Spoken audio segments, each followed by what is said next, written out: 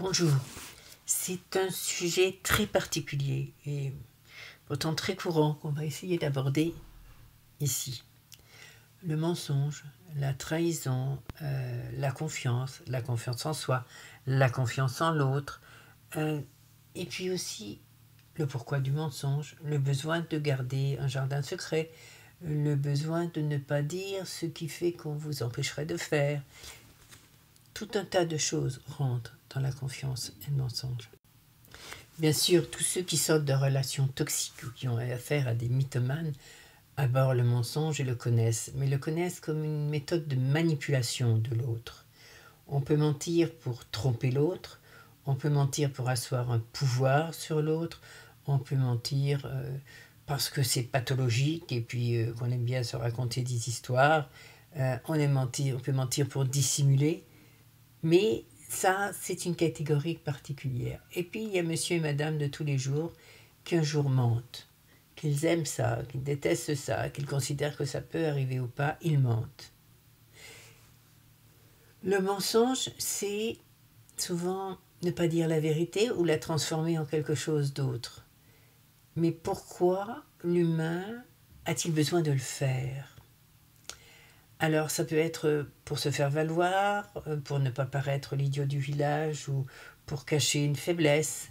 Ça peut être pour garder un jardin secret, comme la personne qui aime passionnément aller faire du sport ou jouer aux boules le soir, et par exemple qui a un conjoint qui n'est pas trop d'accord, alors elle va inventer le travail, etc., pour garder sa petite passion secrète. Il y a la dissimulation et s'ils le font pour la personne, le mensonge, pour des raisons qui font que quelque chose qui lui semble innocent semble grave à l'autre. C'est difficile, dans ce cas-là, de ne pas cacher. D'accord, j'aime bien aller boire un pot avec mes copines, mais ma compagne, mon compagnon ne comprennent pas ça. Alors que faire ? Le dire, ne pas le dire, s'en priver, ne pas s'en priver, c'est la dernière des choses faciles. On doit regarder la raison pour laquelle on ment ou le mensonge est proféré, pour laquelle on dissimule ou pourquoi c'est dissimulé. C'est important. Déjà, la confiance. A-t-on confiance en l'autre ? Pour avoir confiance en l'autre, il faut avoir confiance en soi. Parce que si l'on n'a pas confiance en soi, notre confiance en l'autre ne pourra jamais devenir complète, totale. Ça ne sera jamais possible. Parce que ce doute sur nous, ce doute sur notre capacité à être aimé, à être reconnu, à être approuvé, interviendra toujours. Pourquoi cet autre serait-il là pour nous? Nous valoriserait-il? Nous aimerait-il? Nous reconnaîtrait-il? Pourquoi ? Puisque l'on est persuadé qu'on n'en vaut pas totalement la peine. Et de cette question va naître le doute. Et le doute, c'est quelque chose de très, très, très mauvais. Parce que le doute, c'est quelque chose de pernicieux, c'est quelque chose qui nous envahit, c'est quelque chose qui nous fait devenir suspicieux. Alors, ça peut être sans raison, ça peut être avec raison, mais nous devons chercher le pourquoi en nous et le pourquoi en l'autre. Qu'est-ce qui fait que l'autre a menti ? Ils peuvent avoir menti tout simplement parce qu'elle a une relation avec quelqu'un d'autre, une relation amoureuse, une relation affective dans le cas d'un couple, enfin une relation amoureuse, voilà. Et là, bien sûr, peut-être pas le révéler à son compagnon, à sa compagne. Et là, le mensonge, il n'est pas bon. Parce qu'effectivement, la vision qu'a cette personne de l'autre dans le couple n'est pas lui donner sa valeur. Si on trompe quelqu'un, enfin pour moi, si on dissimule qu'on trompe quelqu'un, qu'on a une relation amoureuse avec quelqu'un d'autre, je pense qu'on ne donne pas toujours sa valeur à la personne qu'on est censé aimer, à qui on a dit qu'elle était importante. Si on lui a dit qu'elle était unique, et bien on dit il faut s'en tenir là. Ou alors il faut avoir la franchise de dire qu'on n'a pas de relation fixe, que l'autre l'accepte ou soit le même dans le même champ, c'est-à-dire que ce soit ce qu'on appelle les multi-amours. Le mot m'échappe et vous comprenez. Et là, ok, il n'y a pas de problème, c'est clair, c'est dit, c'est clair et c'est accepté. Bon. Dans les autres cas d'une relation à deux, on peut mentir sur sa situation sociale, par exemple, parce qu'on a honte devant l'autre. C'est dommage. C'est dommage, mais pourquoi la personne ment? Ben, elle ment parce qu'elle a peur de ne pas vous plaire, ce qui veut dire qu'elle n'a pas confiance en elle. Comment réagirez-vous? Mal ou bien? Tout dépend de votre vision de la dissimulation et du mensonge. On pourrait dire qu'on peut être indulgent, mais tout dépend dans quel sens. Hein. Si on se dit, oui, on peut être indulgent, mais on peut aussi ne pas comprendre. Pourquoi?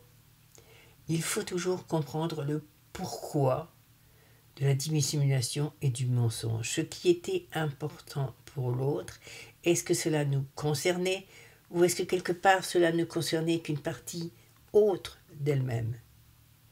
Alors, si ça ne nous touche pas, si ça ne nous atteint pas profondément, si ça ne nie pas notre valeur, si ça ne touche pas l'affection ou l'amour que la personne nous porte, ben, peut-être qu'il y a quelque chose entre nous deux qui ne va pas. Pourquoi l'autre se sent obligé de mentir et de dissimuler, si ce n'est pas quelqu'un qui dissimule et qui ment facilement? Parce qu'il y a un blocage, parce qu'il y a une peur, parce que peut-être nous sommes trop rigides et nous n'acceptons pas toujours le fonctionnement de l'autre, les goûts de l'autre, les amitiés de l'autre, les passions de l'autre.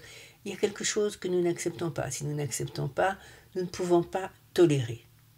Et donc si pour l'autre c'est quelque chose d'important, cet autre va le plus souvent essayer de conserver ce qui est important en le dissimulant comme le ferait un enfant et en mentant éventuellement comme le ferait un enfant aussi. Parce que nous sommes tous des enfants. Et puis sinon, eh bien, si la personne s'interdit ce qui nous dérange tant, que peut-il se passer? Il peut se passer que cet interdit soit une frustration, entraîne une non-compréhension de nous-mêmes, et donc soit un poison qui se distille et qui un jour nuira. Tout simplement parce qu'il n'y a pas de compréhension mutuelle. Alors, le cas où la personne continue à essayer de protéger, je sais pas, son jardin secret, ses passions, ou quoi que ce soit, qui fait qu'elle tient à le garder et que donc elle dissimule parce que ça pose un problème, ou que donc elle va mentir parce que ça pose un problème, le problème persistera et à un moment on risque fort d'arriver à un événement qui peut être une rupture dans un couple, dans une amitié. Et c'est grave et c'est dommage. Il y a le cas où la personne va décider de se soumettre à la volonté de l'autre parce qu'elle l'aime, parce qu'elle y tient, mais elle se soumet à la volonté d'un autre. Est-ce que l'amour, est-ce que l'amitié demande de se soumettre à la volonté de l'autre? Je ne pense pas. Et vous, qu'en pensez-vous? Si l'on demande à l'autre de se soumettre à notre volonté parce que ce qu'il fait nous dérange, est-ce qu'on aime vraiment? Est-ce qu'on lui donne sa place? Est-ce qu'on le respecte? Est-ce qu'on entend sa valeur? Est-ce qu'on a fait confiance à ce qu'il nous disait? Non, puisque malgré ce qu'il vous dit, écoute, c'est une passion, j'adore jouer aux boules, mais je ne fais pas ça avec de l'alcool, je ne bois pas, écoute, je vois toujours mon ex-époux, mon ex-épouse, parce que nous avons un vrai lien entre nous et que nous parlons de nos enfants, mais il y a un lien qui est que nous avons accepté notre divorce, que nous parlons de nos enfants, mais qu'il n'y a rien entre nous. Ou alors, il y a les gens qu'on aime bien, les gens qu'on n'aime pas, les amis de l'autre on aime, qu'on n'aime pas, et puis qui sont peut-être importants pour eux, quel que soit leur choix, leur motivation. Alors souvent ça c'est des cas de dissimulation et c'est des cas de mensonge parce que c'est important pour la personne. Mais si elle se rend à notre volonté et que on ne voit plus l'ex-conjointe, pauvre, froid, qu'on ne va plus jouer aux boules parce que de toute façon ça passe pas, parce que la conjointe croit que je ne sais pas ce qu'on fait, qu'on dépense de l'argent, ou qu'on y rencontre des gens, ou qu'on... Bon, bref, quelle que soit la raison, ou qu'on ne voit plus les amis qu'on voyait, qu'on aimait, qu'on appréciait parce que le conjoint ne les supporte pas. Que fait-on de nous-mêmes? Que doit-on accepter d'un côté et de l'autre? versus dissimulation et mensonge, il y a confiance. Et dans une relation, la confiance est essentielle. Alors, à moins de dépister un manipulateur, un menteur pathologique ou quelqu'un qui visiblement vous raconte des bobards en permanence, s'il arrive à un moment que vous vous rendiez compte que quelque chose ne va pas et qu'on vous dissimule et qu'on vous ment, il faut demander et comprendre pourquoi. Et il faut aussi entendre vraiment les raisons de l'autre. Si ce n'est pas une liaison cachée, parce qu'on parle souvent de sentiments, bon, c'est pas une liaison cachée, point. Quand fait-on confiance à l'autre sur ce qu'il nous dit? Et pourquoi pas? Posons-nous cette question, réfléchissons dans nos relations et n'oublions pas de voir si nous pouvons intimer à l'autre de se soumettre à notre volonté. Est-ce que c'est de l'amour? Est-ce que c'est de l'amitié? N'acceptons pas que l'autre ne nous reconnaisse pas en nous mentant régulièrement, effrontément, et sans raison valable. Voilà. La raison de la dissimulation et du mensonge sont des éléments essentiels pour savoir si la raison est une raison qui peut être entendue ou qui ne peut pas être entendue. Est-ce que cette raison vient du fait que l'autre se retrouve dans un porte-à-faux entre nous qui n'acceptons pas et ce qui lui tient à cœur, ou dissimule parce que de toute façon c'est de la lâcheté et que c'est plus facile de dire à son époux, à sa femme, mais non, je ne sors pas avec cette personne, et puis d'avoir une relation extra-conjugale.